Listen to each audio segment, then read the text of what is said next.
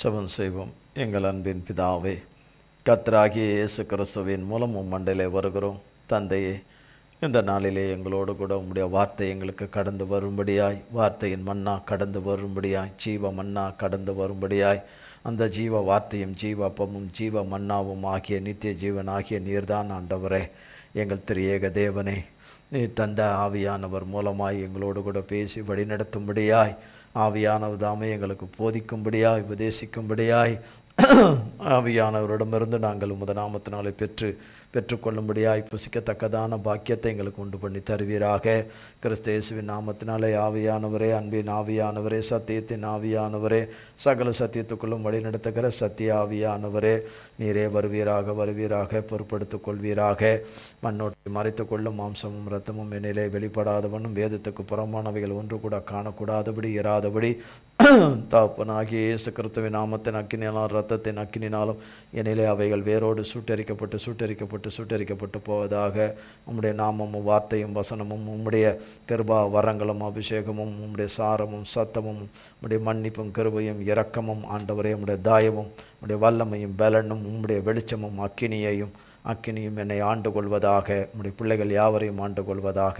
உம்முடைய பரிசுத்த திருநாமம் மட்டுமே மகிமைப்படுவதாக. இயேசு கிறிஸ்துவின் மூலம் ஜெபிக்கிறோம் பிதாவே. ஆமேன், ஆமேன், ஆமேன். கர்த்தருடைய நாமத்திற்கு ஸ்தோத்திரம். கர்த்தராகிய தேவன் நமக்கு மாலை செய்தியை நமக்கு கர்த்தர் கொடுத்திருக்கிற வார்த்தை அவர் வார்த்தையில் உண்மை உள்ளவர் என்ற வார்த்தையில் தான் கர்த்தர் நம்மோடு கூட பேசிக்கொண்டு வரார். இப்பொழுதும் சரி, எப்போதும் சரி, சதா காலங்களுக்கும் சரி, அவர் வார்த்தையில் உண்மை உள்ளவர். அவர் மாத்திரமே வார்த்தையில் உண்மை உள்ளவர். அவர் மட்டுமே தன்னுடைய நிலையிலிருந்து, தன்னுடைய தன்மையிலிருந்து மாறாதவர், மாறி போகாதவர், இருக்கிறவராகவே இருக்கிறவர். அவர் ஒருவரே. சர்வத்தையும் சிருஷ்டித்த சர்வ வல்லமுள்ள தேவனாகிய கர்த்தர் ஒருவரே வார்த்தையில் உண்மை உள்ளவர். தமது வார்த்தையாலே சகலவற்றையும் சிருஷ்டி கர்த்தரானவர் மட்டுமே தம்முடைய வார்த்தையில் உண்மை உள்ளவர். அவர் நேற்றும் என்றும் மாறாதவராய் இருக்கிறவராகவே இருக்கிறவர், உண்மை உள்ளவர். ஆட்டுக்குட்டியானவர் மாத்திரமே உண்மை உள்ளவர். பிதாவாகிய யெகோவா தேவனும் கர்த்தராகிய இயேசு கிறிஸ்துவும் பரிசுத்த ஆவியானவருமாய் மூவராய் ஒன்றாய் ஒருவராய் இருக்கிற தகப்பனாகிய நித்தியவாசி ஒருவரே வார்த்தையில் உண்மை உள்ளவர். யாத்ராகமத்தின் புஸ்தகம்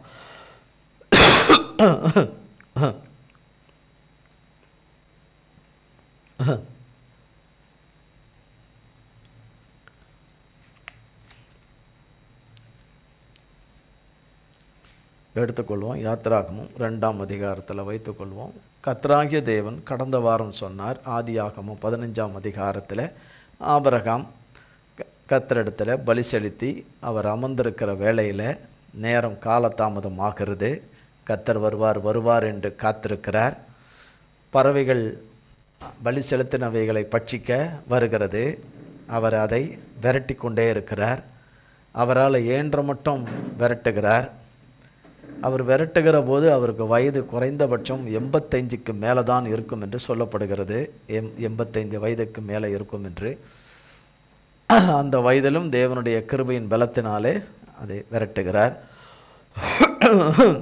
கர்த்தருடைய பிள்ளைகளுடைய பலிகளை ஏற்றுக்கொள்ளக்கூடாதபடி பறவைகள் என்று சொல்வது சத்துருக்கள் தான் பறவைகள் என்று சொல்லப்படுகிறது. அந்த பட்சிகள் எல்லாம் தேவ பிள்ளைகள் தேவனிடத்திலே மன்னிப்பு கேட்டு, தேவனே இந்த பலியை ஏற்றுக்கொள்ளும், ஆண்டவரே இந்த மன்னிப்பை ஏற்றுக்கொள்ளும், எங்களுக்கு மேல் இரக்கம் பாராட்டும் என்று கெஞ்சுகிறதை ஏற்றுக்கொள்ளக்கூடாதபடி பறவைகள் அதை பட்சித்து போட வருகிறது போல அங்கே அவர் பலி செலுத்துகிறதை பட்சித்து போட வருகிறது. அவர் இயன்ற மட்டும் விரட்டுகிறார். இரத்த வாடை வீசுகிறது. பொழுது சாய்கிறது. இரவு வருகிறது. அதனால் மிருகங்கள் வர்றதுக்கு வாய்ப்பு இருக்குது. இரத்த வாடைக்கு அவருக்கு பயம் உண்டாகிறது. அவர் நினைத்த நேரத்தில் வரல. ஆனால் கர்த்தர் வேண்டும் என்றே தாமதித்து தான் வர்றாரு. ஆனால் சொன்னபடி வந்துடுறாரு.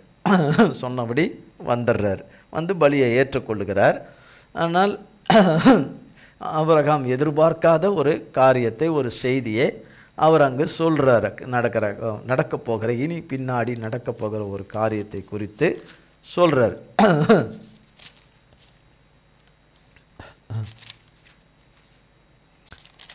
ஆதியாகமம் 15ஆம் அதிகாரத்தில் 13ஆம் வசனம்.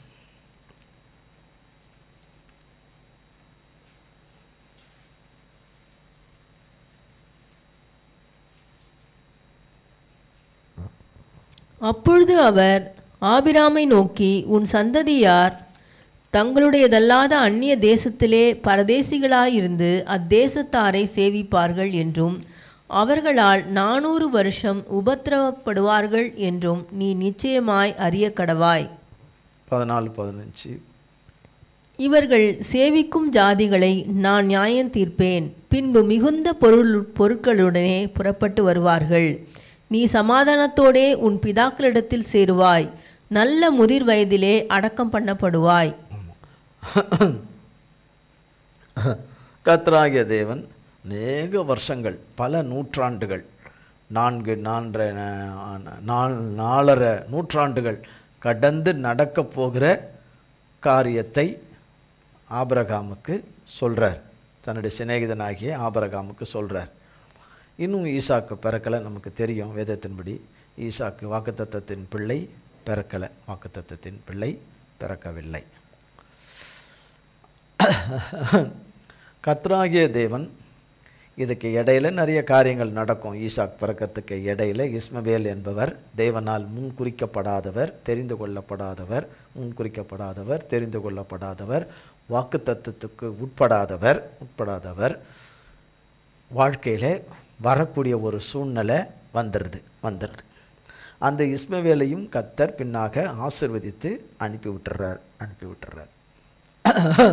ஆசீர்வதிக்காமல் ஆபிரகாம் நிமித்தமாக ஆசீர்வதித்து அனுப்பிச்சி விட்டுறார்.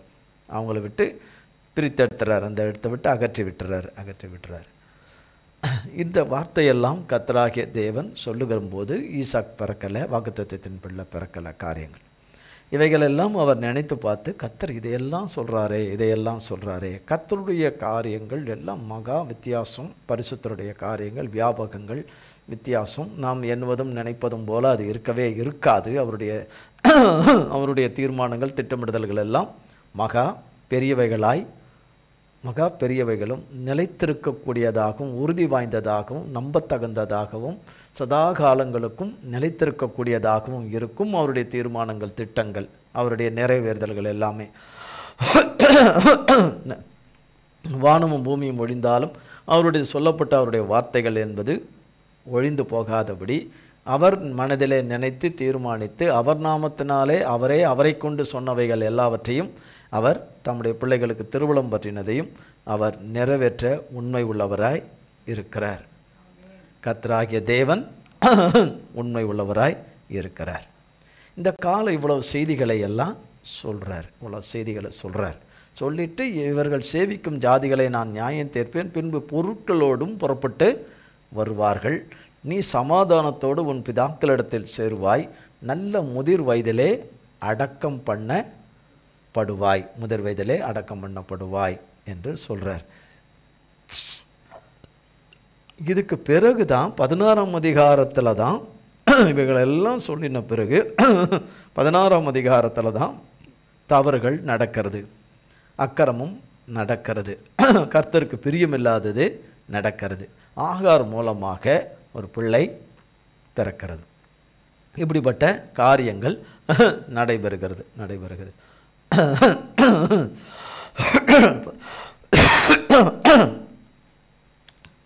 16ஆம் அதிகாரத்தில் கடைசி வசனத்தில் போடப்பட்டிருக்கும், ஆபிரகாமுக்கு 86 வயது இருந்ததாக சொல்லப்படுகிறது. 86 வயது என்று. அப்படி என்றால் 15ஆம் அதிகாரத்தில் அவர் கிட்டத்தட்ட 85 வயதுக்கு இருக்கக்கூடும். இதையெல்லாம் சொல்லின பிறகு கர்த்தராகிய தேவன் இடையில இஸ்மவேல் என்கிறது ஒரு காரியம் வருகிறது. கர்த்தர் அதையும் அவனையும் ஆசீர்வதித்து அகற்றி விடுகிறார். பிறகு ஈசாக்கை கர்த்தர் கொடுக்கிறார், ஈசாக்கை கொடுக்கிறார். கர்த்தர் வாக்குத்தத்தம் பண்ணி அவர் வளர்ந்து பெரியவனா, அவர் அவருக்குரிய வயதில் அவருக்கு திருமணமாகி அவருக்கு 2 பிள்ளைகளை கர்த்தர் கொடுக்கிறார். ஏசா, யாக்கோபு என்ற 2 பிள்ளைகளை கொடுக்கிறார். கர்த்தர் யாக்கோபை தெரிந்து கொள்கிறார். ஆனால் ஏசாவை அளவு கடந்து ஆசீர்வதிக்கிறார். அவரை வேர்பிரித்து யாக்கோபை தெரிந்து கொள்கிறார். பிறகு யாக்கோபினுடைய பிள்ளைகளை தெரிந்து கொள்கிறார். அதில் ஒருவனை விசேஷித்த விதமாக தெரிந்து கொள்கிறார். அவர்களும் மூலம்தான் எகிப்துக்கு கொண்டு போகப்படுகிறார். பிறகுதான் யாக்கோபு குடும்பம் கர்த்தருடைய அந்த தரிசனத்தின்படி, கர்த்தர் சொன்ன அந்த வார்த்தையின்படி, ஆபிரகாமுக்கு சொன்ன வார்த்தையின்படி காரியங்கள் ஒவ்வொன்றாக அந்தந்த காலகட்டங்களில் அப்படியே சம்பவிக்கிறது. 70க்கும் மேற்பட்டவர்கள் எகிப்து தேசத்துக்கு கடந்து போகிறார்கள். யாக்கோபின் குடும்பம் கடந்து போய் அங்கே அவர்கள் தங்கியிருக்கிறார்கள். அங்கே கோசேன் நாட்டிலே தங்கியிருக்கிறார்கள். அங்கே அவர்கள் கர்த்தராலே பலுகி பெருகி விருத்தி அடைந்து லட்சக்கணக்கான மக்களாக மாறிவிடுகிறார்கள். வருடங்கள் உருண்டோடுகின்றன, நூற்றாண்டுகள் கடக்கின்றன. யோசேப்பை அறியாத ஒரு ராஜா தோன்றினான் என்று யாத்திராகமத்தில் போன வாரம் பார்த்தோம். அவன் இந்த ஜனங்கள் எல்லாம் நம்மை மேற்கொண்டு நம்மை அழிச்சிராதபடி இவர்களை ஒடுக்க வேண்டும், இவர்களை நசுக்க வேண்டும் என்று முடிவெடுக்கிறான்.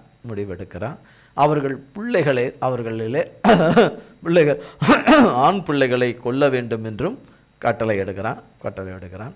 மருத்துவச்சிகள் அதுக்கு உடன்படவே இல்லை.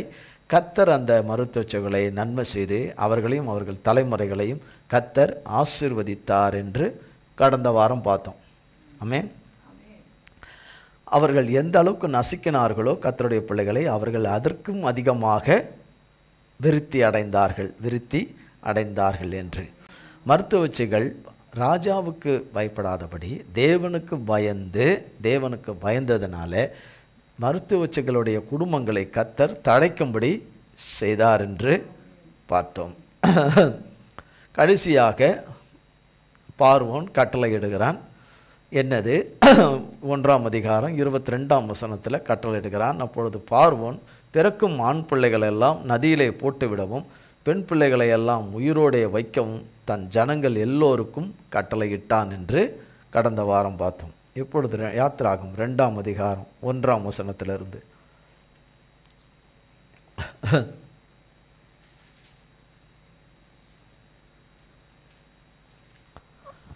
லேவியின் குடும்பத்தாரில் ஒருவன் லேவியின் குமாரத்திகளில் ஒருத்தியை விவாகம் பண்ணினான். அந்த ஸ்திரீ கர்ப்பவதியாகி ஒரு ஆண் பிள்ளையை பெற்று அது அழகுள்ளது என்று கண்டு அதை 3 மாதம் ஒளித்து வைத்தாள். அவள் அதை அப்புறம் ஒளித்து வைக்க கூடாமல் ஒரு நாணற் பெட்டியை எடுத்து அதற்கு பிசினும் கீழும் பூசி அதிலே பிள்ளையை வளர்த்தி நதியோரமாய் நாணலுக்குள்ளே வைத்தாள். அதற்கு என்ன சம்பவிக்கும் என்பதை அறியும்படி அதன் தமக்கை தூரத்திலே நின்று கொண்டிருந்தாள். அப்பொழுது பார்வோனுடைய குமாரத்தி நதியில் ஸ்நானம் பண்ண வந்தாள். அவளுடைய தாதிகள் நதியோரத்தில் உலாவினார்கள். அவள் நாணலுக்குள்ளே இருக்கிற பெட்டியை கண்டு தன் தாதியை அனுப்பி அதை கொண்டு வரும்படி செய்தாள். அதை திறந்தபோது பிள்ளையை கண்டாள். பிள்ளை அழுதது. அவள் அதின்மேல் இரக்கமுற்று இது எபிரேயர் பிள்ளைகளில் ஒன்று என்றாள். அப்பொழுது அதன் தமக்கை பார்வோனின் குமாரத்தியை நோக்கி, உமக்கு இந்த பிள்ளையை வளர்க்கும்படி எபிரேய ஸ்திரீகளில் பால் கொடுக்கிற ஒருத்தியை நான் போய் உம்மிடத்தில் அழைத்து கொண்டு வரட்டுமா என்றாள். அதற்கு பார்வோனுடைய குமாரத்தி, அழைத்து கொண்டு வா என்றாள். இந்த பெண் போய் பிள்ளையின் தாயையே அழைத்து கொண்டு வந்தாள். பார்வோனுடைய குமாரத்தி அவளை நோக்கி, நீ இந்த பிள்ளையை எடுத்து கொண்டு போய் அதை எனக்கு வளர்த்திடு, நான் உனக்கு சம்பளம் கொடுக்கிறேன் என்றாள். அந்த ஸ்திரீ பிள்ளையை எடுத்து கொண்டு போய் அதை வளர்த்தாள். பிள்ளை பெரிதான போது அவள் அதை பார்வோனுடைய குமாரத்தினிடத்தில் கொண்டு போய் விட்டாள். அவளுக்கு அவன் குமாரனானான். அவள் அவனை ஜலத்தினின்று எடுத்தேன் என்று சொல்லி அவனுக்கு மோசே என்று பெயரிட்டாள். மோசே பெரியவனான காலத்தில் அவன் தன் சகோதரிடத்தில் போய் அவர்கள் சுமை சுமக்கிறதை பார்த்து தன் சகோதரராகிய எபிரேயரில் ஒருவனை ஒரு எகிப்தியன் அடிக்கிறதைக் கண்டு அங்கும் இங்கும் பார்த்து ஒருவரும் இல்லை என்று அறிந்து எகிப்தியனை வெட்டி அவனை மணலிலே புதைத்து போட்டான். அவன் மறுநாளிலும் வெளியே போனபோது எபிரேய மனுஷர் இருவர் சண்டை பண்ணி கொண்டிருந்தார்கள். அப்பொழுது அவன் அநியாயம் செய்கிறவனை நோக்கி, நீ உன் தோழனை அடிக்கிறது என்ன என்று கேட்டான். அதற்கு அவன், எங்கள் மேல் உன்னை அதிகாரியாகவும் நியாயாதிபதியாகவும் ஏற்படுத்தினவன் யார்? நீ எகிப்தியனை கொன்று போட்டது போல என்னையும் கொன்று போட நினைக்கிறாயோ என்றான். அப்பொழுது மோசே காரியம் நிச்சயமாக வெளிப்பட்டது என்று பயந்தான். பார்வோன் அந்த காரியத்தை கேள்விப்பட்ட போது மோசேயை கொலை செய்ய வகை தேடினான். மோசே பார்வோனிடத்திலிருந்து தப்பியோடி மீதியான் தேசத்தில் போய் தங்கி ஒரு துறவண்டையிலே உட்கார்ந்திருந்தான். மீதியான் தேசத்து ஆசாரியனுக்கு 7 குமாரத்திகள் இருந்தார்கள். அவர்கள் தங்கள் தகப்பனுடைய ஆடுகளுக்கு தண்ணீர் காட்டும்படிக்கு அங்கே வந்து தண்ணீர் மொண்டு தொட்டிகளை நிரப்பினார்கள். 2ஆம் அதிகாரத்தில் சொல்லப்படுது, லேவி குடும்பத்தாரில் ஒருவன் லேவியின் குமார்த்திகளில் ஒருத்தியை விவாகம் பண்ணினான். அந்த ஸ்திரீ கர்ப்பவதியாகி ஒரு ஆண் பிள்ளையை பெற்று அது அழகுள்ளது என்று கண்டு அதை 3 மாதம் ஒளித்து வைத்தாள். அதை ஒரு நாணற்பெட்டியில் வச்சு தண்ணியில் ஆற்றுல அனுப்பி விட்டுட்டான்.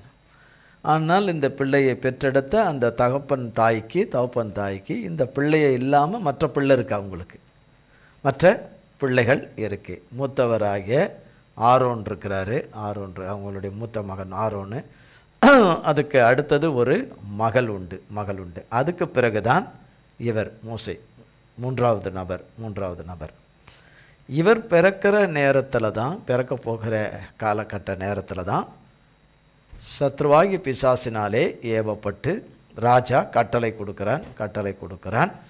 இது பிறக்கிற பிள்ளைகளை என்ன செய்து விடு, கொன்று விடு என்று. ஆபிரகாம் இடத்துல தேவன் சொன்னதை சத்ருவாகிய சாத்தானும் கேட்டான். யார் கேட்டா? சாத்தானும் கேட்டான். இன்னும் ஈசாக்கு பிறக்கலை, இவர் இவ்வளோ விஷயத்தை சொல்கிறாரு அப்படின்னு அவனும் அதுக்கு காத்துக்கிட்டே இருந்தான். நடக்கிற ஒவ்வொரு காரியமும் ஒன்றொன்னாய் வருட கணக்கில் பல நூற்றாண்டுகள் கடந்தும் இது போனாலும் அவர் சொல்லியிருக்கிற, அவர் திட்டமிட்டிருக்கிற, அவர் தீர்மானித்திருக்கிற, அவர் வாயிலிருந்து விளம்பின வார்த்தையின்படியே எல்லாமே இருக்கும் என்பதை மிக உன்னிப்பாக கவனித்து வர அப்போ எல்லாமே அங்கே எகிப்தில் போய் எல்லாரும் செட்டில் ஆகி அங்கே எல்லாரும் பழகி பெருகி விருத்தி அடையும் போது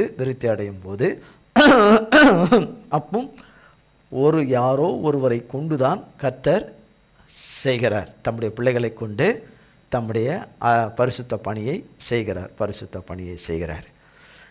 யாருமே இல்லைன்னாலும் அவரால் எல்லாமே செய்ய முடியும். மனிதரோட ஒத்தாசை இருந்தால்தான் அவரால் செய்ய முடியும் அல்ல, தேவன் இருந்தால்தான் நம்மால் எதையும் செய்ய முடியும். நாம் இல்லை என்றாலும் அவரால் எல்லாம் செய்ய முடியும். அவர் தேவன், செய்ய முடியும். அப்போ கண்டிப்பாக தேவன் இந்த காலகட்டத்தில் தான் பிறக்க போகிற பிள்ளை ஒன்றை தெரிந்திருப்பார் என்று அறிந்து அதை தொடக்கத்திலேயே அழித்து விடுவோம் என்று. தொடக்கத்திலே அழித்து விட்டால் தேவன் அங்கு ஆபிரகாமுக்கு சொன்னது நிறைவேறாது. என்ன ஆகாது? நிறைவேறாது. ஒரு சம்பவம் நடக்குது. அவர் சொப்பனக்காரன் வரான், அவனை உயிரோட விடாதீங்க, அவனை கொல்லுவோம் என்று சொன்னாங்க. உங்களுக்கு புரியும்னு நினைக்கிறேன். கொல்லுவோம். அவனை கொன்னுட்டா தேவன் அந்த மனிதன் மூலமாக வைத்திருக்கிற அவர் உன்னதமான நோக்கங்கள் ஒன்று கூட என்ன செய்யாது? நிறைவேறாது. அதுக்கு என்னென்னலாம் உபாய தந்திரங்களை கடைபிடிக்க வேண்டுமோ அத்தனையும் அவர்கள் கையாண்டார்கள். ஆனால் சத்ருவாகிய பிசாசாகிய சாத்தானுக்கு தெரியும் அவர் சொன்னது நிறைவேறும். அவர் சொன்னது நிறைவேறும். ஆனால் அவன் ஏவுகிற மனுஷருக்கு, அவன் எடுத்து பயன்படுத்துகிற மனுஷருக்கு, அவன் வார்த்தையில் பலியாகிற மனுஷருக்கு அதை சொல்ல மாட்டான். அது சொல்லவே என்ன ஆனாலும் அவர் என்ன நினைச்சிருக்கிறாரோ, அவர் என்ன திட்டமிட்டிருக்கிறாரோ, அவர் என்ன தீர்மானித்திருக்கிறாரோ, அவர் என்ன தமது நாமத்தினாலே தனது பெயரை கொண்டு சொல்லியிருக்கிறாரோ, விளம்பி இருக்கிறாரோ, அதுதான் நிறைவேறும். அதுக்கு எதிரே எத்தனை வந்தாலும் வந்து எல்லாம் பண்ணுறது போல இருந்தாலும் அது அவருக்கு எதிராக, அவர் சொன்னதுக்கு எதிராக வருகிறவைகள் எல்லாம் அவராலே அழிந்து போகுமே தவிர, அவராலே அழிஞ்சு போகுமே தவிர அது நிலை நிற்கவே நிற்காது. கர்த்தருடையது மட்டுமே நிலை நிற்கும். கர்த்தருடையது மட்டுமே நிலை நிற்கும் என்பதை அறிந்தனால அந்த காரியம் அங்கேயும் அதே தான் செய்கிறான். அது நிறைவேறவில்லை. இங்கேயும் அதே தான் செய்கிறான். இப்பவும் அவருடைய பிள்ளைகளுக்கு அதான் செய்கிறான். அப்போவும் அதான் செஞ்சான், இதுலேயும் அதான் செய்கிறான். இடைப்பட்ட வேதத்தில் இருக்கிற பல பகுதிகளிலும் சாத்தான் அதை தான் செஞ்சான். ஏன்? கர்த்தராகிய இயேசு கிறிஸ்துவையே அதை செய்ய வந்தான், அதை செய்ய முற்பட்டான். நம் இரட்சகருக்கே செய்ய முற்பட்டான். நமக்கு அவன் எப்படி செய்யாமல் முற்படாமல் இருப்பான்? ஆனால் முற்பட்டுக்கிட்டு இருக்கிறான், செய்துக்கிட்டு இருக்கிறான். அது நிலைப்பதில்லை. கர்த்தராலே அது அழிஞ்சு போகும். அது கர்த்தராலே அழிஞ்சு போகும். இங்கேயும் ஒரு சம்பவம் வருகிறது. பிள்ளையை அழிக்க வருகிறார்கள். எங்கள் வீடு வீடாக வருகிறார்கள். இவங்க பிள்ளை பற்றவங்களாம் யாராக இருக்காங்க, பிள்ளை பற்றவங்களாம் யாராக இருக்காங்க, இதில் குறிப்பாக ஆண் பிள்ளையை பெற்றவர்கள் என்ற செய்திகளை எடுக்கிறவர்கள் இருப்பார்கள். என்ற செய்திகள் நெருங்க நெருங்க நெருங்க இதுக்கு மேலே ஒளித்து வைத்திருக்க முடியாது என்பதை அந்த தாயானவள் அறிந்து தண்ணி பெட்டியில் அனுப்பி விட்டுறாங்க. தண்ணி பெட்டியில் ஒரு முடிவெடுத்து அனுப்புகிறாங்க. தண்ணியில் அனுப்பும்போது அது சரியாக போய் அவங்க எங்கே நினச்சிருக்கிறாங்களோ அந்த இடத்துக்கு அது போகாது. தண்ணியில் அனுப்புறது, தண்ணியினுடைய நீரோட்டம் போகிற காரியம் எல்லாமே அது எப்படி பூங்குல போதோ அப்படி தான் போகும். 4 பெட்டி கவுந்துருச்சு, தண்ணிக்குள்ளே போயிடுச்சு. குழந்தை என்ன ஆகும்? செத்து போயிடும். குழந்தை என்ன ஆகிடும்? செத்து போயிடும். குழந்தை செத்து போயிடும். ஆனால் ஆண்டவர்கிட்ட கட்டாயம் அவர்கள் ஜெபித்திருப்பார்கள், கட்டாயம் ஜெபம் செய்திருப்பார்கள். கர்த்தாவே உங்கள் கரத்தில் கொடுக்குறேன், உங்கள் கரத்தில் மூடி பிள்ளையின் ஜீவனை காத்து, பிள்ளையை நீங்கள் எங்கே வளர்க்கணுமோ அங்கே வளர்த்துருங்க, பிள்ளையின் ஜீவனை காப்பாற்றிருங்க பிள்ளைய என்று. ஒருவேளை பிள்ளையை குறித்து அவர்களுக்கு அக்காலகட்டத்தில் ஏதாவது சொல்லப்பட்டிருக்குமா? பிள்ளையின் பிறப்பை குறித்த காரியங்கள் எதுவுமே ரெக்கார்டில் இங்கே எதுவுமே இல்லை. ஆனாலும் இந்த பிள்ளை ஒரு விசேஷம் என்று அவர்கள் மனதிலே நினைத்திருக்கக்கூடும். அதை அனுப்பிடுறாங்க. கர்த்தருடைய கரமோ அதை கரெக்டாக பார்வோனுடைய குமாரத்தி கையில் கிடைக்கும்படி செய்கிறார். அவங்க குளிக்கிற இடத்துக்கு வருது அது. அப்போ அந்த தண்ணியில் இருக்கக்கூடிய ஜந்துக்கள் எதுவும் சேதப்படுத்தாதபடி, தண்ணியில் இருக்கிற ஜந்துக்கள், விஷப்பூச்சிகள், பாம்புகள் என்னென்ன இருக்கோ அதெல்லாம் குழந்தைய சேதப்படுத்தாதபடி மிக பத்திரமாக தேவனுடைய திட்டத்தின்படி ஆபிரகாமுக்கு சொன்னது 1 by 1 நடக்குது. இவ்வளோ விவரமாக ஆபிரகாமுக்கு கர்த்தர் சொல்லலை. ஆனால் அவர் வச்சு நடத்துகிற காரியத்தில் இந்த குழந்தை தண்ணியில் போகுது. குமாரத்தி அதை எடுக்கிறதுக்கு, குமாரத்தி அந்த ராணியுடைய வேலை செய்கிறவர்கள், வேலைக்காரர்கள், அவர்கள் தான் அதை எடுக்கிறார்கள். எடுத்து பார்க்கிறார்கள். பிள்ளை எந்த பிள்ளைன்னு தெரிஞ்சிச்சு, அது ஒரு எபிரேய குழந்தை என்று. ஆனால் கர்த்தர் அவள் உள்ளத்தில் கிரியை செய்ததினால அவள் இரக்கமுற்றவளாக இருந்து இந்த பிள்ளையை நான் எடுத்து வளர்க்குறேன் என்கிற ஒரு முடிவுக்கு வந்து, இந்த பிறந்த குழந்தை 3 மாத குழந்தையாக இருக்கே, இதுக்கு தாய்ப்பால் கண்டிப்பாக என்ன செய்யும், வேணும் என்று சொல்லி, அப்படி வரும்போது இந்த பிள்ளையனுடைய சகோதரியே அந்த இடத்துக்கு வர, அந்த பெண் பிள்ளையே வந்து நான் போய் இதுக்கு பால் கொடுக்குற ஒரு தாயை கூட்டிகிட்டு வரட்டுமான் என்று கேட்கும்படியாய் கர்த்தர் அந்த அற்புதத்தை செய்து, அந்த அதிசயத்தை செய்து, எந்த குழந்தையை அனுப்பி வைத்தார்களோ அந்த குழந்தையினுடைய தாயையே கூட்டிக்கிட்டு வரும்படி செய்து, வேறு ஒரு மாற்றான் தாய் பால் கொடுக்காதபடி, எந்த பிள்ளையை பெற்றெடுத்தாலோ அந்த தாயே பால் கொடுக்கும்படி செய்து ஒரு ரவுண்டு மாதிரி சுற்றி வந்துருச்சு. குழந்தைய அப்படி சுற்றி விட்டு அப்படி ரவுண்டு மாதிரி சுற்றி இங்கேயே வந்துருச்சு. இது யாரால் செய்ய முடியும்? கர்த்தரால் தான் செய்ய முடியும். அவங்க வீட்டை சுற்றி தண்ணி ஓடலை, அப்படி சுற்றி வர்றதுக்கு அது ஒரு ஆறு, அது அந்த ஆற்றுல அனுப்பிட்டாங்க. அது ஒரு பக்கமாக ஒரு திசையாக ஒரு இடத்துக்கு போய் அங்கேயே அவர்கள் கருத்திலே வந்து அவர்களிலே கிரியை செய்து அது அவர்கள் கருத்திலே அந்த பிள்ளை வரும்படி செய்து. இப்போ பிள்ளைய என்ன செய்ய முடியாது?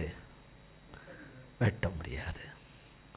பிள்ளைய வெட்ட முடியாது. அப்போ இந்த பிள்ளை யாருக்கார் அந்த தாயின் இடத்துல கொஞ்சம் காலம் வளருது. இந்த பால் மறக்கிற ஒரு காலகட்டங்கள் இருந்திருக்கும். அந்த காலகட்டங்களில் சொல்லுகிறார்கள் ஒரு 2 வயது 3 வயது வரைக்கும் பால் கொடுப்பார்கள் என்று. அப்போ பிள்ளையை வளர்த்து அந்த ராணியின் இடத்துல ஒப்படைத்து விடுகிறார்கள் வளர்த்து கொண்டு வர. அவர் அரண்மனையிலே வளருகிறார். அங்கு வளருகிறார். எங்கே வளருகிறார்? எந்த இடத்துல உத்தரவு பிறந்ததோ, அழிக்க வேண்டும் என்கிற பிள்ளைகளை அழிக்க வேண்டும் என்று உத்தரவு எந்த இடத்துலேருந்து பிறந்ததோ அந்த இடத்துல தான் வளர்றார். அந்த இடத்துல தான் செல்ல பிள்ளையாக வளர்றார். சகல கலைகளும் எகிப்தினுடைய சகல சாஸ்திரங்களையும் எல்லாவற்றையும் கற்றுக்கொண்டு சகல யுத்த கலைகளையும் சகலவற்றையும் அவர் கற்றுக்கொண்டு 40 வயது வரைக்கும் அங்கே வளர்கிறார். 40 வயது வரைக்கும் அங்கே வளர்கிறார். அடுத்த எகிப்து தேசத்துக்கு அவர்தான் ராஜாவாக போகிற நிலைக்கு வளர்ந்து விடுகிறார். அந்த நிலை வரும்போது அவர் தேவனால் தெரிந்து கொள்ளப்பட்டவர், தேவனுக்குரியவர் என்றும் அவர் எபிரேயர் என்றும் அவர் கர்த்தர் இவரை குறித்து வச்சிருக்கிற காரியங்கள் என்னவென்று தெரிகிற வர காலகட்டத்தில் அரண்மனையிலிருந்து அவர் பிரித்தெடுக்கப்படுகிறார். தன் ஜனத்தோடு கூட கஷ்டத்தோடும் அவர்கள் கஷ்டங்களோடும் அவர்கள் துன்பத்தோடு தன்னை இணைத்துக் கொள்கிறார். அதுதான் 2ஆம் அதிகாரத்தில் பார்த்தோம். இணைத்து கொள்ளும்போது தான் அப்போ நம்ம அடிமையாக இருக்கிற நம்முடைய வாழ்க்கையில் நமக்கு ஒரு விடுதலையை கர்த்தர் வச்சிருக்கிறார்.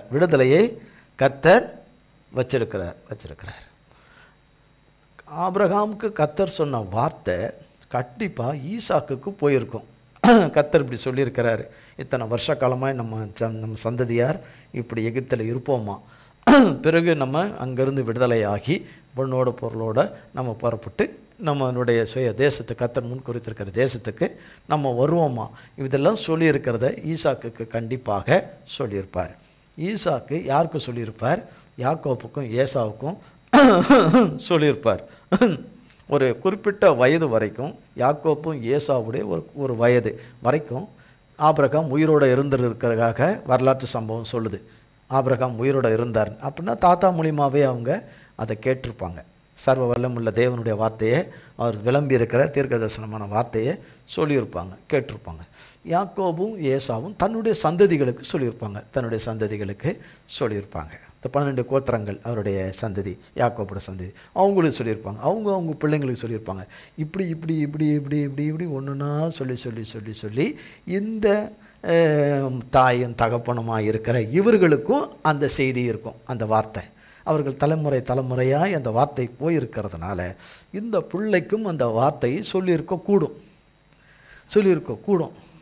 இப்படி ஒரு இதை கர்த்தர் வச்சிருக்கிறார் என்று விவரங்கள் முழு விவரமாய் தெரியாவிட்டாலும், விவரம் கர்த்தர் கையில் தெரியாவிட்டாலும் இப்படி இருக்குது என்பதை அறிந்ததுனால இவர் சில சுய முடிவுகளை சிலது எடுத்திருக்கலாம். நம்ம இப்படி தான் நம்ம ரட்சிப்பு காரியத்தை நடத்தணும், கொள்ளணும், எகிப்துக்கு விரோதமாக நம்ம எழும்பி இப்படி காரியங்களை இஸ்ரவேல் நம்ம ஜனங்களை எல்லாரும் ஒன்று திரட்டி நம்ம எல்லா காரியங்களை நம்ம சுயமாக இப்படிலாம் செஞ்சா கொண்டா கர்த்தருடைய உன்னதமான ரட்சிப்பின் காரியம், விடுதலைக்குரிய காரியங்கள் உண்டாகும் என்று அவர் எத்தனம் பண்ணியிருக்கக்கூடும்.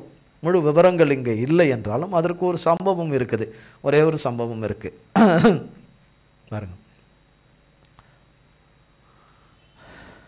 2ஆம் அதிகாரம் 11-12. மோசே பெரியவனான காலத்தில் அவன் தன் சகோதரரிடத்தில் போய் அவர்கள் சுமை சுமக்கிறதை பார்த்து தன் சகோதரராகிய எபிரேயரில் ஒருவனை ஒரு எகிப்தியன் அடிக்கிறதை கண்டு அங்குமிங்கும் பார்த்து ஒருவரும் இல்லை என்று அறிந்து எகிப்தியனை வெட்டி அவனை மணலிலே புதைத்து போட்டான். அவன் மறுநாளிலே வெளியே போனபோது எபிரேய மனுஷர் 2 சண்டை பண்ணி கொண்டிருந்தார்கள். அப்பொழுது அவன் அநியாயம் செய்கிறவனை நோக்கி, நீ உன் தோழனை அடிக்கிறது என்ன என்று கேட்டான். அதற்கு அவன், எங்கள் மேல் உன்னை அதிகாரியாகவும் நியாயாதிபதியாகவும் ஏற்படுத்தினவன் யார்?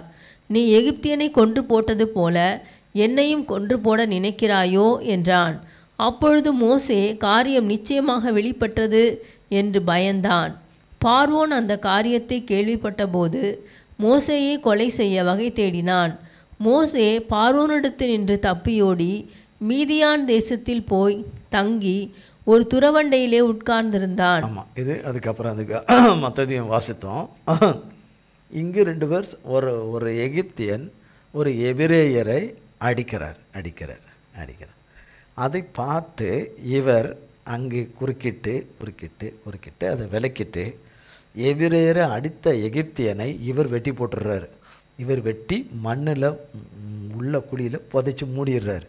அங்கும் இங்கும் பார்க்குறார், யாருமே பார்க்கல, பண்ணதை கொண்டதை யாரும் பார்க்கலன்னு பார்க்குறார்.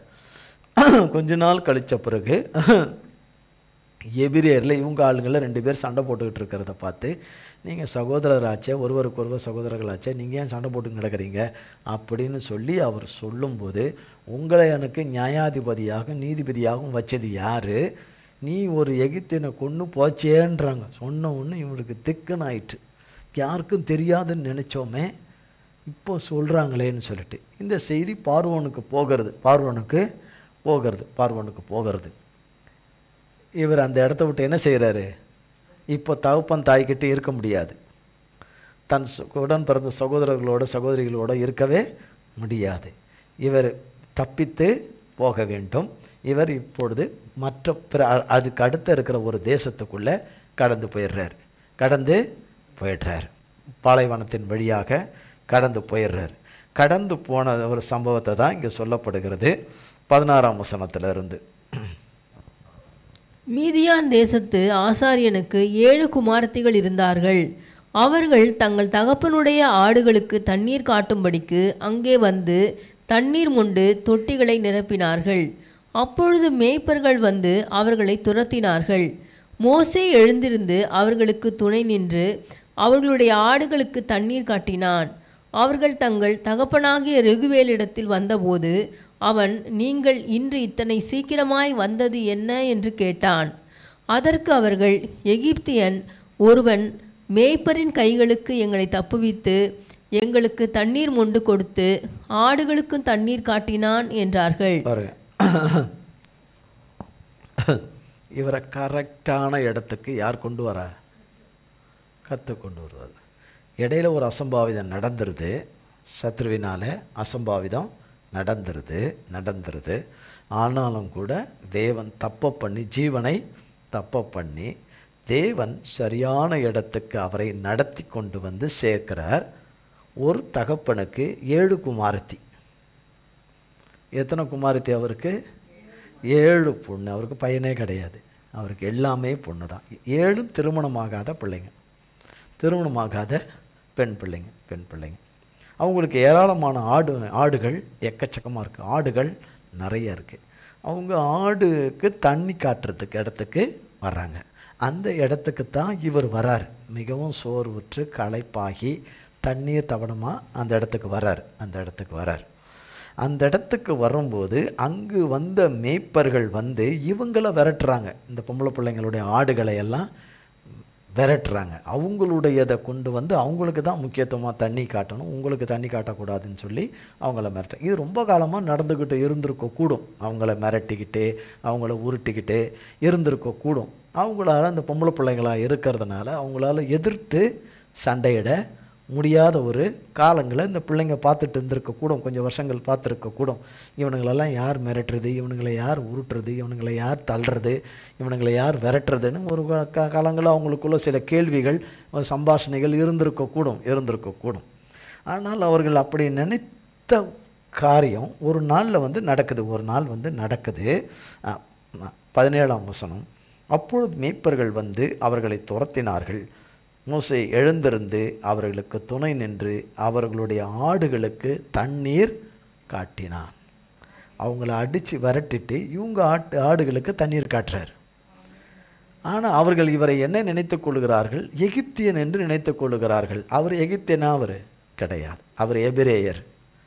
தேவனுடைய மகன், தேவனுடைய மகன், தேவனுடைய ஜனம், தேவனுடைய ஜனம், யூத ஜனம். அப்போ இவரை எகிப்தன் என்று நினைத்து கொண்டு தான் தகப்பனிடத்தில் சொல்லுகிறார்கள்.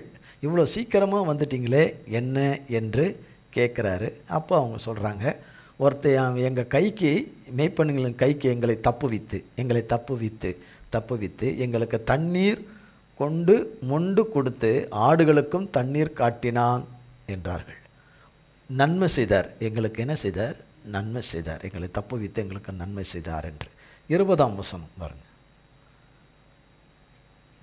அப்பொழுது அவன் தன் குமாரத்திகளை பார்த்து, அவன் எங்கே?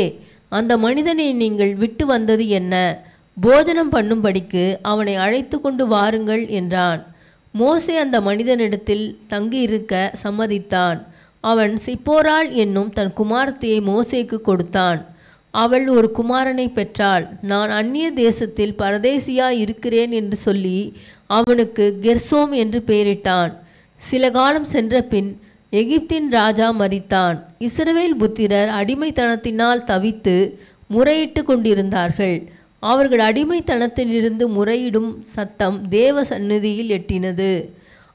தேவன் அவர்கள் பெருமூச்சை கேட்டு தாம் ஆபிரகாமோடும் ஈசாக்கோடும் யாக்கோபோடும் செய்த உடன்படிக்கையை நினைவு கூர்ந்தார். தேவன் இஸ்ரவேல் புத்திரரை கண்ணோக்கினார். தேவன் அவர்களை நினைத்தருளினீர். ஆமென். நினைத்தருளினார். வசனம் சொல்லுகிறது, சில காலம் சென்ற பின் எகிப்தின் ராஜா மரித்தான். இஸ்ரவேல் புத்திரர் அடிமைத்தனத்தினால் தவித்து முறையிட்டு கொண்டிருந்தார்கள். அவர்கள் அடிமைத்தனத்திலிருந்து முறையிடும் சத்தம் எங்கே வந்தது? தேவ சன்னிதானத்தில், பரலோகத்துக்கு, தேவனுடைய சிங்காசனத்துக்கு வந்து எட்டினது. அவருடைய பிள்ளைகள் யாவரும் மன்னிப்பு கேட்டு தங்களுடைய தப்பிதங்களுக்கு, மீறுதல்களுக்கு, துரோகங்களுக்கு, எல்லாவற்றுக்கும், எல்லா பரிசுத்த குலைச்சலுக்கு கீழ்ப்படியாமைக்கு, சகலவற்றுக்கும், தன்னுடைய தன்னிச்சையான காரியங்களுக்கும், தன்னிச்சையான வழிகளுக்கும், முடிவுகளுக்கும், மீறுதல்களுக்கும் கர்த்தரிடத்தில் மன்னிப்பு கேட்டு துன்பப்பட்டு கொண்டிருக்கிற, வேதனைப்பட்டு கொண்டிருக்கிற ஒவ்வொருவரும், ஒவ்வொரு விதத்தில் அகப்பட்டு வேதனைப்பட்டு கொண்டிருக்கிற ஒவ்வொருவருடைய முறையீடும் கர்த்தருடைய சன்னிதானத்தில் வந்து எட்டினது. கர்த்தருடைய சன்னிதானத்தில் வந்து எட்டினது. தேவன் அவர்கள் பெருமூச்சை கேட்டார். ஆமென். தேவன் அவர்களுடைய பெருமூச்சை கேட்டார். தேவன் கேட்டார்.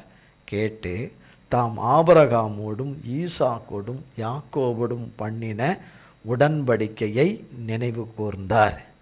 இப்பொழுது அதை காட்டிலும் கர்த்தராகிய இயேசு கிறிஸ்துவின் புது உடன்படிக்கையின் இரத்தத்தினாலே உண்டான ஸ்லாக்கியத்தினாலே இன்னும் அதிகமாக நினைவு கூர்ந்தார். அதை காட்டிலும் சிறந்தது புது உடன்படிக்கையாகிய கர்த்தராகிய இயேசு கிறிஸ்துவின் இரத்தத்தினால் ஏற்பட்ட நித்திய உடன்படிக்கை. பிதாவாகிய தேவன் தம்முடைய குமாரனுடைய இரத்தத்தினாலே, பரிசுத்த குமாரனுடைய இரத்தத்தினாலே, அவருடைய இரத்தத்தினாலே நமக்கு ஏற்படுத்தின பெரிய ஸ்லாக்கியம், பெரிய ஸ்லாக்கியம் நினைவு கூர்ந்தார். தேவன் இஸ்ரவேல் புத்திரரை கண்ணோக்கினார். இஸ்ரவேல் புத்திரரை கண்ணோக்கினார். கர்த்தருக்கு கோடி கோடி ஸ்தோத்திரம். தேவன் அவர்களை நினைத்தருளினார். தேவன் அவர்களை நினைத்தருளினார். 3ஆம் அதிகாரம் 1ஆம் வசனத்திலிருந்து. மோசே மீதியான் தேசத்து ஆசாரியனாய் இருந்த தன் மாமனாகிய எத்திரோவின் ஆடுகளை மேய்த்து வந்தான். அவன் ஆடுகளை வனாந்திரத்தின் பின்புறத்திலே ஓட்டி தேவ பர்வதமாகிய ஓரே மட்டும் வந்தான். அங்கே கர்த்தருடைய தூதனானவர் ஒரு முட்செடியின் நடுவிலிருந்து உண்டான அக்கினி ஜுவாலையிலே நின்று அவனுக்கு தரிசனமானார். அப்பொழுது அவன் உற்று பார்த்தான். முட்செடி அக்கினியால் ஜுவாலித்து எரிந்தும் அது வெந்து போகாமல் இருந்தது. அப்பொழுது மோசே, இந்த முட்செடி வெந்து போகாதிருக்கிறது என்ன? நான் கிட்ட போய் அந்த அற்புத காட்சியை பார்ப்பேன் என்றான். அவன் பார்க்கும்படி கிட்ட வருகிறதை கர்த்தர் கண்டார். முட்செடியின் நடுவிலிருந்து தேவன் அவனை நோக்கி, மோசே, மோசே என்று கூப்பிட்டார். அதற்கு அவன், இதோ அடியேன் என்றான். அப்பொழுது அவர், இங்கே கிட்டி சேராயாக, உன் கால்களில் இருக்கிற பாதரட்சியை கழற்றி போடு, நீ நிற்கிற இடம் பரிசுத்த பூமி என்றார். பின்னும் அவர், நான் ஆபிரகாமின் தேவனும் ஈசாக்கின் தேவனும் யாக்கோபின் தேவனுமாகிய உன் பிதாக்களுடைய தேவனாய் இருக்கிறேன் என்றார். மோசே தேவனை நோக்கி பார்க்க பயந்ததினால் தன் முகத்தை மூடிக்கொண்டான். அப்பொழுது கர்த்தர், எகிப்தில் இருக்கிற என் ஜனத்தின் உபத்திரவத்தை நான் பார்க்கவே பார்த்து ஆளோட்டிகளின் நிமித்தம் அவர்கள் இடுகிற கூக்குரலை கேட்டேன், அவர்கள் படுகிற வேதனைகளையும் அறிந்திருக்கிறேன். அவர்களை எகிப்தியரின் கைக்கு விடுதலையாக்கவும் அவர்களை அந்த தேசத்திலிருந்து நீங்கி கானானியரும் ஏத்தியரும் எமோரியரும் பெர்ஷியரும் ஏவியரும் எபூசியரும் இருக்கிற இடமாகிய பாலும் தேனும் ஓடுகிற நலமும் விசாலமுமான தேசத்தில் கொண்டு போய் சேர்க்கவும் இறங்கினேன். அப்பொழுது இஸ்ரவேல் புத்திரரின் கூக்குரல் என் சந்நிதியில் வந்து எட்டினது. இப்பொழுதும் இஸ்ரவேல் புத்திரரின் கூக்குரல் என் சந்நிதியில் வந்து எட்டினது. எகிப்தியர் அவர்களை ஒடுக்குகிற ஒடுக்குதலையும் கண்டேன். நீ பாருங்க, ஆடு 40 வருஷமா ஆடு மேய்க்கிறார். 40 வருஷம் ராஜ அரண்மனையில் இருந்தவர் இப்போ 40 வருஷம் ஆடு மேய்க்கிறார். 40 அந்த நிலை என்ன, இந்த நிலை என்ன? ராஜாங்கத்தில் இருந்து அந்த அடுத்த ராஜாவாக வரக்கூடிய, பட்டம் சூட்டி வரக்கூடிய அளவுக்கு இருக்கக்கூடியவருக்கு என்னென்ன விதத்தில் இருந்திருப்பார், ராஜபோகமாக இருந்திருப்பார். ஆனால் அடுத்த கட்ட 40 வருஷம் எங்கே இருக்கிறாரு? ஆடு மேய்க்கிறவராக இருக்கிறார். அவர் பாட்டு அவருடைய வேலைகளை எல்லாம் அவர் பாட்டு மறந்து பாட்டு இருக்கிறார். குடும்பமாயிடுச்சு, அவர் பாட்டு இருக்கிறார். ஆனால் ஆபிரகாமுக்கு தேவன் சொன்னதை தேவன் மறக்கலை. அவர் சொன்னபடியே தான் எகிப்து தேசத்திலே இஸ்ரவேல் ஜனம் அடிமைகளாக வாழ்ந்து கொண்டிருக்கிறார்கள். கர்த்தருடைய வார்த்தையின்படி வாழ்ந்து கொண்டிருக்கிறார்கள். அவர்கள் அங்கு முறையிடுகிறார்கள், கூக்கிடுகிறார்கள். அங்கே பார்வோன் ஒடுக்கிறான். பார்வோன் என்றால் சத்ருவாகிய பிசாசானவன் ஒடுக்குகிறான். அந்த ஒடுக்குதலையும் காரியங்களையும் அவர்களால் என்ன பண்ண முடியல, தாங்க முடியல. தேவனை நோக்கி எவ்வளவு காலத்துக்கு முறையிட்டார்களோ, முறையிட்டு கண்ணீர் விட்டு கதறினார்களோ, அதை தான் சொன்னார் கர்த்தராகிய தேவன். கர்த்தர் தம்முடைய பிள்ளைகளின் முறையிடுதலின் சத்தத்தை கர்த்தர் கேட்டார். தேவ சந்நிதியில் வந்து எட்டினது, பெருமூச்சை கேட்டார். ஆபிரகாமும் ஈசாக்கோடும் யாக்கோபுடும் பண்ணின உடன்படிக்கையை காட்டிலும் கர்த்தராகிய இயேசு கிறிஸ்துவின் இரத்தத்தினாலாகிய புது உடன்படிக்கையின்படி பிதாவாகிய தேவன் தமது குமாரன் மூலமாக யோவான் 14:14 யோவான் 14:13 கர்த்தர் தம்முடைய ஜனத்தை மீட்கவும் ரட்சிக்கவும் நன்மை செய்யவும் அற்புதங்களை செய்யவும் கர்த்தருவின் கரத்திலிருந்து முற்றிலுமாக மீட்டு விடுவிக்கவும் நுகத்தடிகளை முறிக்கவும் கர்த்தர் இறங்கினார். கர்த்தர் தம்முடைய மக்களுக்கு, தம்முடைய பிள்ளைகளுடைய சிறையிருப்பிலிருந்து விடுவிக்கும்படி கர்த்தர் இறங்கியிருக்கிறார். இவர் போகிறாரு. ஆடு ரொம்ப காலமாக மேய்ச்சிக்கிட்டு போகிறாரு. அந்த பகுதியில் மேய்ச்சிட்டு போகிறாரு. வழக்கம் போல் அந்த இடத்துக்கு போகிறார், மேய்ச்சிட்டு போகிறார், ஆடுகளை மேய்ச்சிட்டு போகிறார். வழக்கம் போல் இருக்கிற ஒரு நாளாக அது இல்லை. அது தேவன் குறித்த சந்திக்கிற ஒரு நாளாக வச்சிட்டார். அவருக்கு இது வழக்கமாக இருக்கிற நாள். ஆனால் தேவன் அவர் வழக்கத்தில் வருகிற ஒரு நாளாக வைக்காதபடி தேவன் குறித்த நாளாக வச்சிட்டார். அந்த இடத்துக்கு வரும்போது ஒரு செடி எரியுது. ஆனால் அந்த செடி ஒன்றாகலை. பொதுவாக செடி எரிஞ்சால் செடி எல்லாமே கருகி அது ஒன்றும் இல்லாமல் அப்படியே அழிஞ்சு போயிடும். ஆனால் இங்கே செடியில் எரியுது, அக்கினி எரியுது. ஆனால் செடி ஒன்றுமே ஆகலை. செடி எப்படி இருக்கும்? பச்சை பசேல்னு நல்லாயிருக்கும், இலைகளும் மதுகளுமா இருக்கும், கொப்புகளை சின்ன சின்ன கொப்புகளை விட்டு இருக்கும். அது எதுவுமே ஒன்றாகலை. இதை பார்க்க அவருக்கு அற்புதமான காட்சியை அவருக்கு பார்க்குறாரு. முறை பார்க்குறாரு. தேவனுடைய அற்புத காட்சியை பார்க்குறாரு. அங்கே வசனம் சொல்லுகிறது, 2ஆம் வசனம், அங்கே கர்த்தருடைய தூதனானவர், 2ஆம் வசனம், அங்கே கர்த்தருடைய தூதனானவர் ஒரு முட்செடியின் நடுவில் இருந்து உண்டான அக்கினி ஜுவாலையிலே நின்று அவனுக்கு தரிசனமானார். அவனுக்கு குரல் மட்டுமல்ல, தரிசனம் ஆனார், தரிசனமானார். அப்பொழுது அவன் உற்று பார்த்தான். உற்று பார்த்து முட்செடி அக்கினியால் ஜுவாலித்தும் எரிந்தும் வெந்து போகாமல் இருந்த பார்த்து, இது அற்புதமான காட்சி என்று அவன், இதை நான் இன்னும் கிட்ட கொண்டு போய் பார்ப்பேன் என்று போறார். அப்போ கர்த்தராகிய தேவன் அவரோடு கூட பேசுகிறார். அவரோட தான் பேசுகிறார். இதான் முறை தேவனுடைய சத்தத்தையும் தரிசனத்தையும் அவர் பார்க்கிறார். அப்போ சொல்றார், ஜனங்கள் 7ஆம் வசனம், அப்பொழுது கர்த்தர் எகிப்தில் இருக்கிற ஜனத்தின் உபத்திரவத்தை நான் பார்த்து ஆளோட்டுகளின் நிமித்தம் அவர்கள் இடுகிற கூக்குரலை கேட்டேன், அவர்கள் படுகிற வேதனையை அறிந்திருக்கிறேன். நம்முடைய உபத்திரவத்தை அவர் பார்த்து சத்துருக்களாலும் சத்துருக்களுடைய கைக்கூலிகளாலும் நிமித்தம் அவர்கள் இடுகிற கூக்குரலை கேட்டேன், அவர்கள் படுகிற வேதனைகளை, நம்முடைய வேதனைகளை, அவருடைய பிள்ளைகளாகிய நம்முடைய வேதனைகளை அறிந்திருக்கிறேன் என்று சொல்றார். அப்பொழுது அவர் அவர்களை எகிப்தியரின் கைக்கு விடுதலையாக்கவும், சிறைப்படுத்தி வைத்திருக்கிறவைகள் என்னென்னவோ அவைகளிலிருந்து விடுதலையாக்கவும், அவர்களை அந்த தேசத்திலிருந்து நீக்கி கானானரும் ஏத்தேரும் எமோரியரும் பெர்சியரும் ஏவியரும் எபூசிலும் இருக்கிற இடமாகிய பாலும் தேனும் ஓடுகிற விசாலமான தேசத்திலே அவர்களை கொண்டு வந்து சேர்க்கவும் இறங்கினேன். களத்தில் இறங்கினேன்.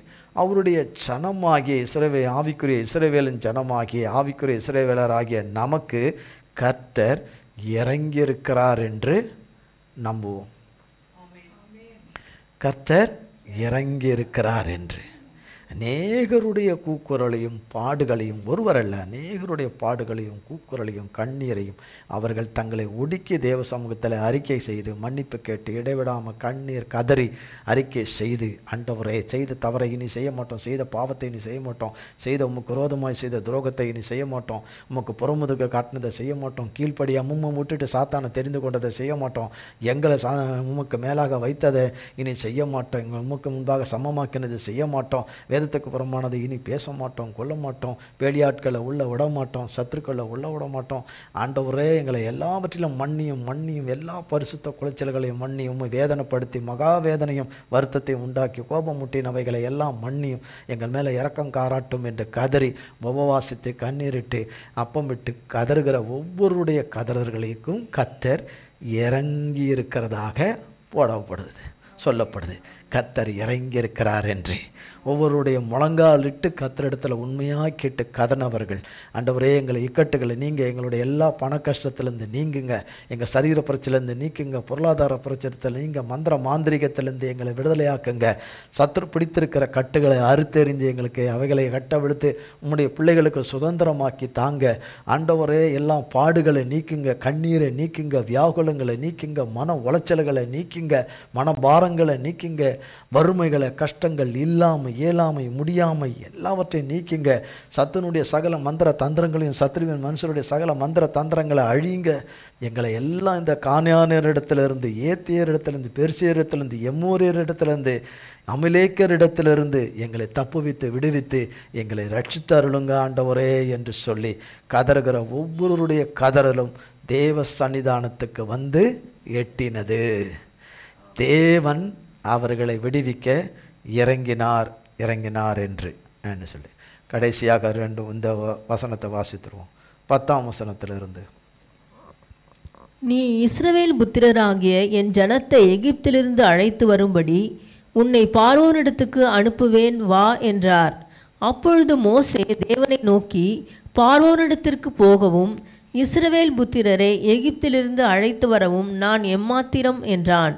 அதற்கு அவர், நான் உன்னோடே இருப்பேன், நீ ஜனத்தை எகிப்திலிருந்து அழைத்து வந்த பின் நீங்கள் இந்த மலையில் தேவனுக்கு ஆராதனை செய்வீர்கள், நான் உன்னை அனுப்பினேன் என்பதற்கு இதுவே அடையாளம் என்றார். அப்பொழுது மோசே தேவனை நோக்கி, நான் இஸ்ரவேல் புத்திரரிடத்தில் போய் உங்கள் பிதாக்களுடைய தேவன் உங்களிடத்தில் என்னை அனுப்பினார் என்று அவர்களுக்கு சொல்லும்போது அவருடைய நாமம் என்ன என்று அவர்கள் என்னிடத்தில் கேட்டால் நான் அவர்களுக்கு என்ன சொல்லுவேன் என்றான். அதற்கு தேவன் இருக்கிறவராக இருக்கிறேன் என்று மோசேயுடனே சொல்லி இருக்கிறேன் என்பவர் என்னை உங்களிடத்திற்கு அனுப்பினார் என்று இஸ்ரவேல் புத்திரரோடே சொல்வாயாக என்றார்.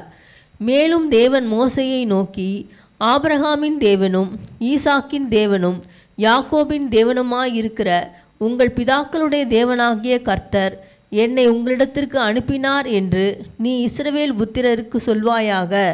என்றைக்கும் இதுவே என் நாமம், தலைமுறை தலைமுறை தோறும் இதுவே என் பேர் பிரஸ்தாபம்.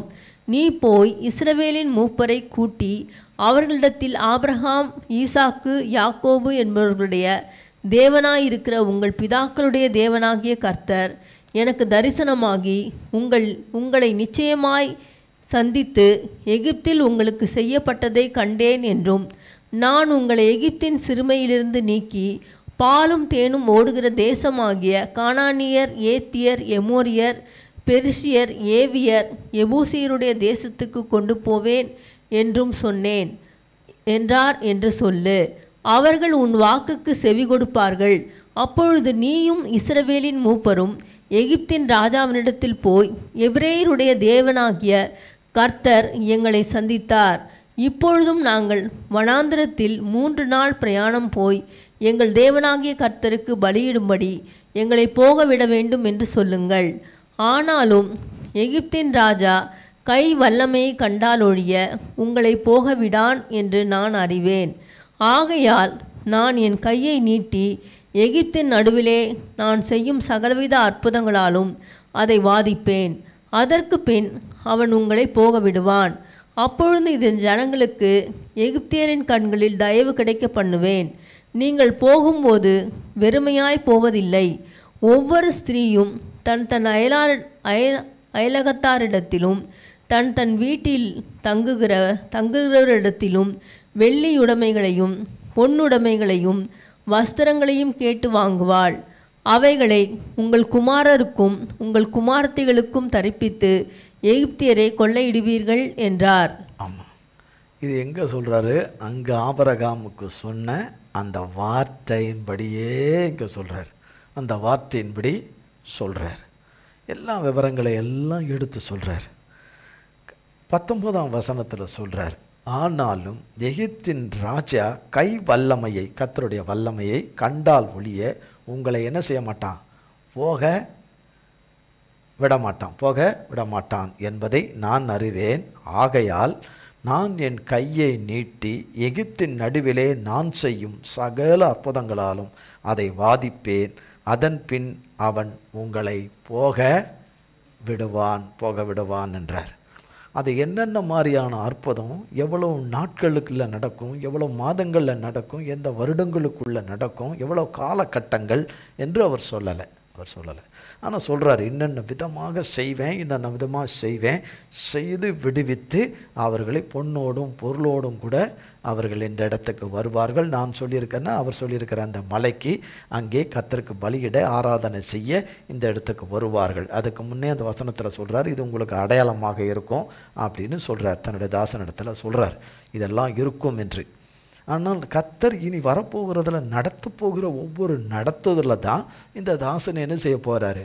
பார்க்க போகிறார். கர்த்தருடைய கரத்தின் வல்லமைகளும் அற்புதங்களும் அதிசயங்களும் மகத்துவமான காரியங்களை இனி வரப்போகிற நாட்கள் தான் அவருடைய காலகட்டத்தில் அவர் பார்க்கறது போல கர்த்தருடைய ஜனமாகிய அவருடைய பிள்ளைகளாகிய நாமும் கர்த்தருடைய கரத்தின் வல்லமையை சத்துருக்கள் ஒருபுறமும் நாம் ஒருபுறமும் பார்ப்போம். கர்த்தர் நமக்கு நன்மையாகவும் சத்துருக்களை அழிக்கிறதாகவும் அந்த கரம் இருக்கும். கர்த்தருடைய கரம் இவைகளை நமக்காக செய்யும்படி கர்த்தர் இறங்கினார் என்று நாம் விசுவாசிப்போம், நம்புவோம். கர்த்தர் ஒவ்வொருடைய கண்ணீரையும் அற்பமாக எண்ணலை. ஒவ்வொரு கண்ணீரையும் கணக்கில் வைத்து துடைத்து வைத்து எல்லாருடைய பாடுகளும் அநியாயமாக தண்டிக்கப்படுகிறதும் உபத்திரப்படுகிறதும் வேதனைப்படுகிற அநியாயத்திலிருந்து அக்கிரமத்திலிருந்து பிள்ளைகள் செய்துட்டார்கள், தவறு செய்துட்டார்கள், தப்பு செய்துட்டார்கள், மீறிட்டார்கள், தேவனுடைய வருத்தத்தை சம்பாதித்தார்கள், கோபத்தை சம்பாதித்து விட்டார்கள். ஆனாலும் கிருபையாக மன்னித்து இறங்குவேன். நான் இறங்காமல் யார் இறங்குவா? நான் மன்னிக்காட்டி யாரை மன்னிப்பா? நான் இறங்காட்டி யார் விடுவிப்பா? என்கிற அன்புள்ள தேவன் இறங்கி வந்து மீட்கிறதற்கு இறங்கியிருக்கிறார் என்று, அற்புதங்களையும் அதிசயங்களையும் செய்ய இறங்கியிருக்கிறார் என்றும், கட்டுகளை கருகளை அவிழ்ப்பதற்கு இறங்கியிருக்கிறார் என்றும், எல்லா பிரச்சனையிலிருந்தும் விடுவித்து கொண்டு வர கர்த்தர் காலத்தில் இறங்கியிருக்கிறார் என்றும் கர்த்தருடைய ஜனமாகிய நாம் அறியும்படி கர்த்தர் செய்கிறார் என்பதை நாம் சீக்கிரத்தில் அதை பார்த்து கர்த்தருடைய நாமத்தை மகிமைப்படுத்துவோம்.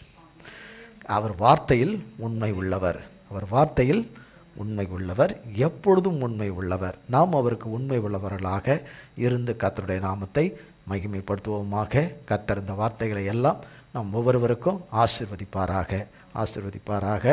நாளை மறுதினம் செவ்வாய்க்கிழமை ப்ரேயர் மீட்டிங் இருக்கிறது. செவ்வாய்க்கிழமை ப்ரேயர் மீட்டிங் ஞாபகம் இருக்கும்னு நினைக்கிறேன். செவ்வாய்க்கிழமை ப்ரேயர் மீட்டிங் இருக்குது. அதற்காகவும் கர்த்தருடைய வார்த்தைக்காகவும் கர்த்தருடைய ஆசீர்வாதத்துக்காகவும், கர்த்தர் நமக்கு அந்த நாளை இரட்டிப்பான ஆசீர்வாதமான நாளாகவும், கர்த்தர் உண்டு பண்ணின நாளாகவும், கர்த்தர் ஏற்படுத்தின நாளாகவும், கர்த்தர் நமக்கு இதுகாரம் இல்லாத விதத்தில் அது பெரிய ஆசீர்வாதமான நாளாகவும் அந்த உபவாசத்த கூட்டத்தை கர்த்தர் ஆசீர்வதித்து ஆவிக்குரிய பெற்றோரை தம்முடைய ஆவினாலும் வார்த்தையினாலும் நிரப்பி சுகத்தோடும் பாதுகாக்க எல்லோரும் அதற்காக விசேஷித்தமாய் ஜெபித்து கொள்ள வேண்டும். கர்த்தர் அதை நமக்கு ஆசீர்வதிப்பாராக. ஜெபம் செய்வோம். எங்கள் அன்பின் பிதாவே, கர்த்தராகிய இயேசு கிறிஸ்துவின் மூலம் மண்டையிலே வருகிறோம்.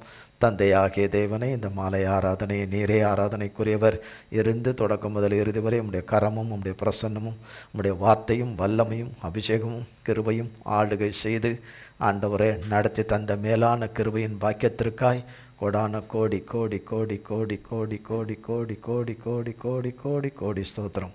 இந்த ஆராதனையிலே உம்முடைய கரம் இருந்ததற்காய் ஸ்தோத்திரம், உம்முடைய நடத்துதல் இருந்ததற்காய் ஸ்தோத்திரம், நீர் நடுவாக இருந்ததற்காய் ஸ்தோத்திரம், நீர் அசைவாடு இருந்ததற்காய் ஸ்தோத்திரம். கோடி கோடி ஸ்தோத்திரம். உம்முடைய பிள்ளைகளாகி யாவரையும் உம்முடைய கல்வாரி ரத்தத்துக்குள்ளே எங்கள் அத்தனை பேரையும் ஒப்புக் கொடுக்கிறோம். உடைய ரத்தத்தினாலே மூடிக்கொள்ளும், பாதுகாத்து கொள்ளும். உடைய திருவிழா சித்தம் மட்டுமே எங்கள் ஒவ்வொருடைய வாழ்க்கையிலே நிறைவேறுவதாக உமது கரத்திலே கொடுக்கிறோம். இயேசு கிறிஸ்துவின் மூலம் ஜெபிக்கிறோம் பிதாவே. ஆமேன், ஆமேன், ஆமேன். என் ஆத்துமாவே கர்த்தரை ஸ்தோத்ரி, என் முழு உள்ளமே பரிசுத்த நாமத்தை ஸ்தோத்ரி. என் ஆத்துமாவே கர்த்தரை ஸ்தோத்ரி, கர்த்தர் செய்த சகல உபகாரங்களை மறவாதே.